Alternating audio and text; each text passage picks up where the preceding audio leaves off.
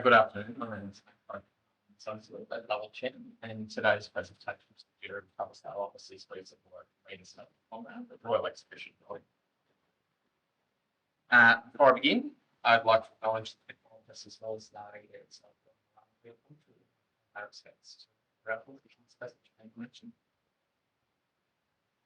The REB is an enduring symbol of the international exhibition movement that saw the world between 1851 and 1915, and it's the last remaining example of the Great Wall in that period. It was constructed in 1879, and it was the result of a competition won by Reuben Barnes.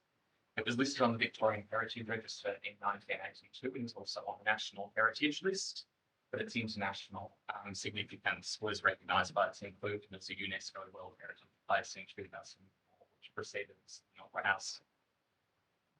During 1880, the building included a rooftop promenade, which offered views across the burgeoning city that had not been possible before, but sadly the promenade was not to last, having been removed in 1901, and the view has remained loosely ever since. Lovell Chen prepared a report in 2012, which ultimately supported an application for a federal grant in 2013. And Museums Victoria launched a selective tender in 2015 to reinstate the promenade and unlock the REB, which focused on two central pillars, one being protection, which focused on the conservation of the facade, and the other being promotion, which focused on the reconstruction of the promenade itself. And Lovell Chen were selected to bring this screen to fruition. The original drawings on screen date from 1879, and our primary focus, which was the condition of the federal grant, was conservation of the original fabric as constructed and then evolved to 1900. And reinstatement of the promenade was seen as a great opportunity to reinvigorate the building and return a long-lost experience to the people of Melbourne, but nonetheless to reinstate the deck exactly as it was. It's a very small and non-compliant outcome, and the question of public access. So we considered many options in extensive consultation with heritage authorities and negotiating our clients' requirements.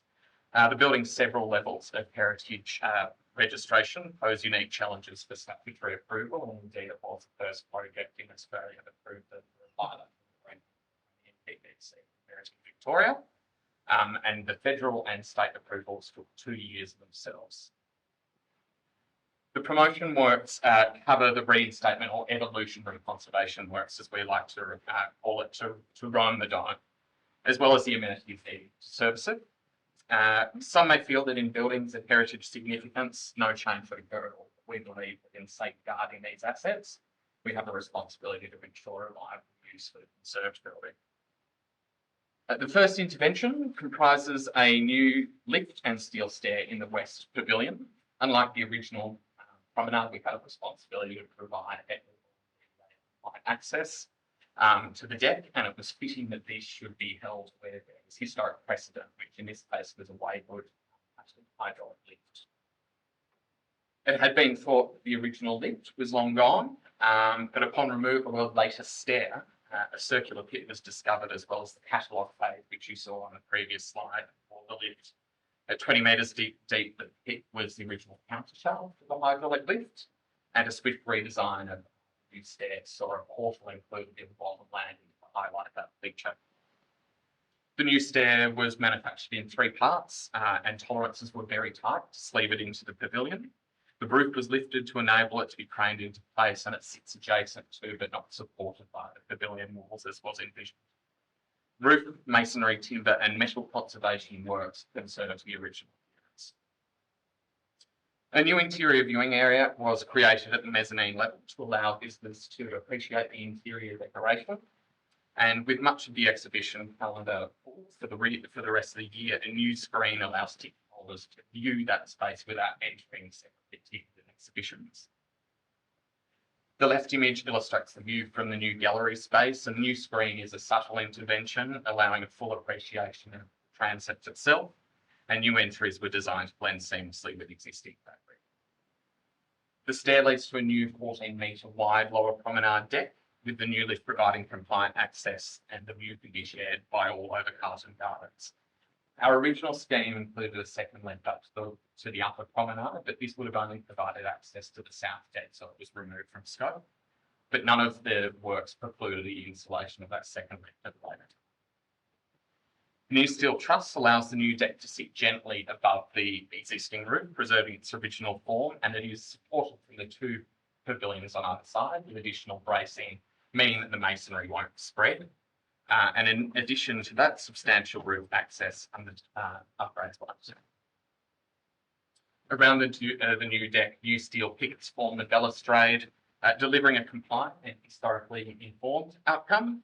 They provide optimal safety, but are discreet and they don't disrupt the view back to the second.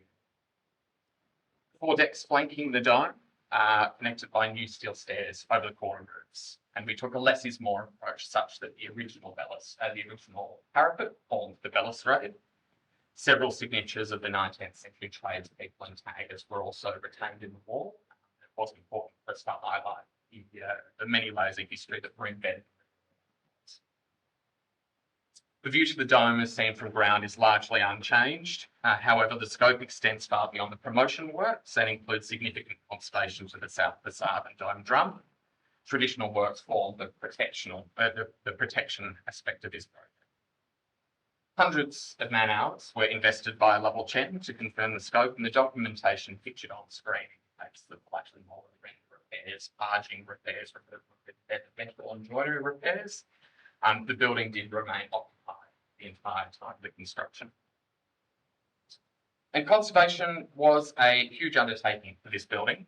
Scaffold was erected right up to the cupola, and this needed to be self-supporting, eliminating multiple fittings into the facade itself. The cupola itself was subject to timber repairs, repainting, and the reapplication. Lengthy debates took place regarding technical issues and paint solutions. These debates simply continue a 35-year conversation, considering changes in best practice as well as the nature of the RED's heritage listing. Non-destructive elemental analysis by way of X-ray fluorescence and Fourier transform infrared spectroscopy confirmed that previous paint systems were predominantly lead-based, which had penetrated the surface. So our choice of paint had to also ensure longevity, given the roughly 30-year cycle that was allocated to maintain building. To achieve the optimal outcome and eliminate the hazardous lead, it was decided to chemically remove the paint layers, which in total were over 3,750 square meters of paint removed from the building, using a combination of PAVILION 1 and 8. And Porter's mineral silica was used to repaint the facade, a durable system allowing the render to breathe. The condition of the facade varied. Moulded elements had cracked and detached. Large areas of render were drummy, and some paste cement elements were unsafe. So corbels, dentils, and scrolls were reproduced using traditional techniques. Thank you. Just like to say, we think that Reed's right its final piece reinstated and reimagined the business for many years. Like to make that consultants as well, who delivered creative solutions for building.